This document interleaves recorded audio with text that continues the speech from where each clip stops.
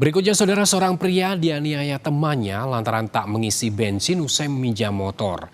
Akibat penganiayaan, korban mengalami luka di bagian kepala. Keributan terjadi di sebuah kafe di Jalan Domba, Kota Makassar, Sulawesi Selatan, Minggu malam.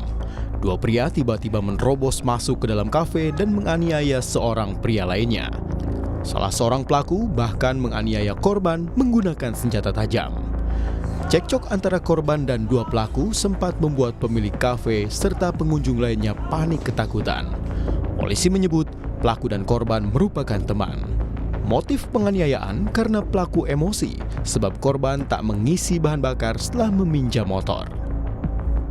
Di mana awal mulanya terduga korban meminjam motor dari teman terduga pelaku, tapi pada saat meminjam motor, korban ini tidak mengisi BBM, sehingga kedua terduga pelaku mengalami ketersinggungan dan melakukan tindak pidana penganiayaan oleh korban di salah satu kafe di Makassar.